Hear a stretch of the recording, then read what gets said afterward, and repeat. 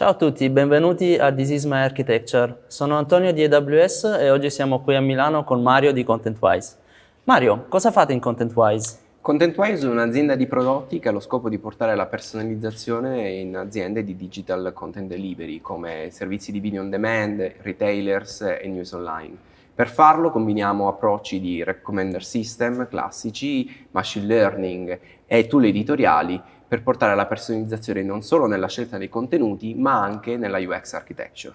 Ok, quindi sei qui per raccontarci come ContentWise utilizza il cloud di AWS per allenare e utilizzare modelli di machine learning. Esatto, tutto è iniziato un anno fa quando abbiamo cominciato a utilizzare SageMaker per fare data analysis, quindi analizzare i nostri dataset e scoprire cose interessanti sui dati. In realtà poi ci siamo resi conto delle potenzialità che aveva il servizio. Ok, quindi avete poi iniziato man mano a esplorare nuove funzionalità di SageMaker. Esatto, siamo partiti con la costruzione di modelli custom.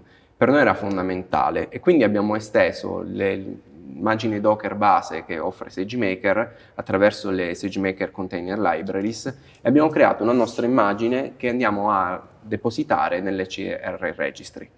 Fatto questo, siamo in grado di utilizzare la stessa immagine per fare la prima fase, il training. Il tutto viene coordinato dai nostri data scientist attraverso i notebook di SageMaker. Ok, e i dataset che utilizzate per il training immagino li depositate in S3. Sì, è molto comodo avere tutto su S3, sia la parte di dataset che di modello, perché la velocità di addestramento e di data analysis, essendo tutto nello stesso ambiente, diventa molto più veloce e quindi è la nostra scelta principale, depositare tutto su S3. Quindi capisco che sfruttate l'infrastruttura scalabile di SageMaker per addestrare rapidamente i vostri modelli e usate anche l'Hyperparameter Optimization? Esatto, in realtà quello che fa un data scientist è che prima fa training su dataset ridotti, proprio per fare tutto il ciclo di prototipazione. Una volta che siamo pronti a utilizzare il dataset completo, quello che viene fatto è che viene costruito un modello su tutto il dataset e viene ottimizzato utilizzando l'Hyperparameter Optimization. Ok, quindi completata la fase di addestramento del modello, qual è la fase successiva? La fase successiva è quella di creare l'endpoint. Una volta che abbiamo creato il modello e messo su S3, siamo in grado di utilizzare le stesse immagini che abbiamo creato Docker per fare anche la parte di delivery dell'endpoint. A questo punto siamo in grado di avere un servizio che è pronto a rispondere con le prediction di quello che è il nostro modello. Quindi una volta creato questo endpoint siete pronti per utilizzarlo nella vostra applicazione? In realtà prima c'è una fase di valutazione delle performance e della quality dei nostri algoritmi, quindi c'è tutta una serie di test che valutano che non ci sono stati regressioni in termini appunto di tempi di risposta e che ci sono stati degli improvement in termini di quality. I modelli che sono in grado di garantire che ci siano questi due aspetti sono pronti a questo punto per essere introdotti nella produzione. E a quel punto cosa fa la vostra applicazione per utilizzare i modelli?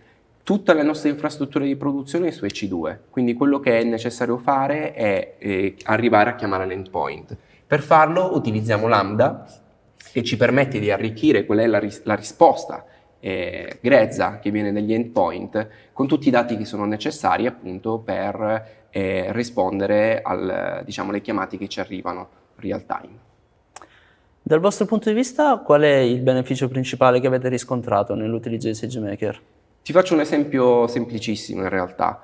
L'anno scorso, nel 2018, siamo stati in grado attraverso questo workflow di creare più di 30 nuovi algoritmi di machine learning, mentre nel passato impiegavamo anche un mese per fare il ciclo di prototipazione a prodotto. Con SageMaker in meno di una settimana siamo in grado di testare un nuovo algoritmo.